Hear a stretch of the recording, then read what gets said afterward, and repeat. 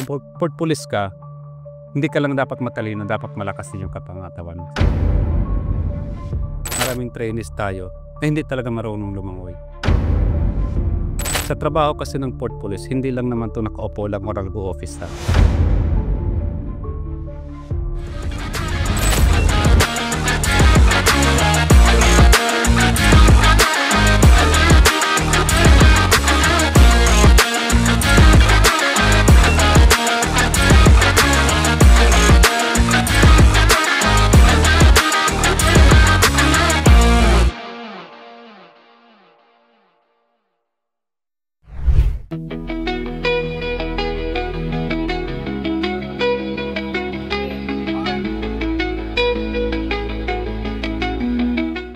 Matapos ang mahigit isang buwang pagsasanay ng Basic Port Police sa Poro Point, La Union,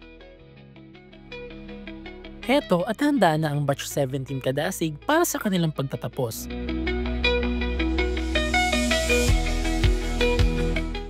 Ng mga bagong Port Police ang handa ng maglingkod at magsilbi sa mga pantalan sa bansa. Sa harap mismo ni PPA General Manager Jay Santiago, iniabot sa mga nagtapos ang kanilang mga diploma at ang kanilang bagong service firearms. Kailangan kayo ng bayan at kayo ay handa na. Maligayang pagtatapos sa inyong lahat at maraming salamat sa inyong paglilingkod. Naway lagi kayong gabayan ng katarungan, integridad at dangal. Congratulations! Dalawa sa Batch 17 Kadasig ang nakatanggap ng natatanging parangal dahil sa ipinamalas nilang galing. Ito ang Lapu-Lapu Award at Gabriela Award. Yung sa award po na ito is hindi ko po masyadong in-expect siya. Nagulat po ako kanina tapos syempre medyo emotional din po. Kasi grabe po siyang achievement para sa akin kasi hindi po ako masyadong vocal po talaga na tao when it comes po sa mga achievements. Kaya po yung award na po na ito is isa siguro to sa pinaka-milestone po ng life ko tsaka nung career ko po as Port Police Officer. Gagawin ko po yung lahat na kahit on my own lang po is ma-enhance ko po yung sarili ko at ma-apply ko po yung mga skills po ng mga tinuro ng mga tactical officers namin as well as yung course director po namin.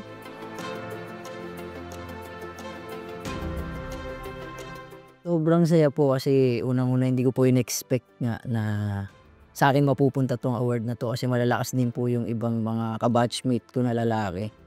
Tapos dikitan po yung mga score namin sa physical activities. Ito po talagang nasubok po yung disiplina namin gumising ng umaga. Hanggang sa unti-unti na pong na-adapt ng katawan ko yung gigising ka ng umaga, mag-stretching, mag-exercise, tatakbo, papasok ng classroom. Ang motivation ko po is unang-una, syempre, si Lord. Kasi alam ko po may purpose kung bakit.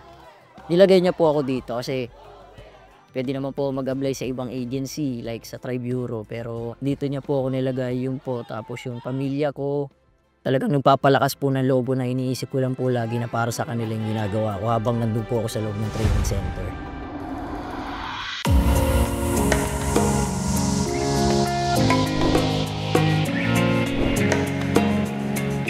So yung dun sa venue, sa PPA Training Center, can you walk us through kung ano ba yung makikita doon and kung gaano siya ka-fit para sa trainees natin ng Port Police? Actually, yung sa training center natin sa La Union, napakagandang training center, lalong-lalo na sa training ng Port Police. Kasi unang-una, sa physical fitness natin, lalo sa Reville, nandun na yung napakalawak, wantosawa, pwede kang tumakbo kahit gusto mo. Walang istorbo, walang mga sasakyan, walang delikado. Pangalawa, napakalawak naman yung mga kung saan ka makandak ng mga exercises. Lahat ng kailangan nandun na eh. Mayroon na tayong classroom, nandun na yung miss hall. So, kumbaga, wala nang problemahin. Package nandun na, may swimming pool na tayo para naman dun sa program natin para sa water safety. Pangalawa, kaya tinuturuan natin sila ng marksmanship or yung tinatawag nating combat shooting or firearms proficiency. Kasi bilang Port Police, may pagkadelikado rin kaya inisyo ng firearms. So ngayon, sayang naman yung pagka-issue natin ng firearms sa kanila at sa mga kasama nating Port Police kung hindi naman nilang gamay yung gagamitin nila. So yung pinaka-importance ng kailan mo ba pwede gamitin yung baril at kailan ba hindi mo pwede gamitin yung firearms. Sa trabaho kasi ng Port Police, hindi lang naman ito nakaupo lang o nag-o-office na. Kailangan to ng physical pangangailangan. No? So, kailangan na pag port police ka, hindi ka lang dapat matalino, dapat malakas din yung kapangatawan mo. So, yan ang isang inuhubog po natin. Yung maraming trainees tayo na hindi talaga marunong lumangoy. Pero kinagawa namin ng paraan na before matapos yung training nila, talaga matututo sila. Kasi yung ngayon, part siya ng program ng WASAR niya sabi, Water Search and Rescue.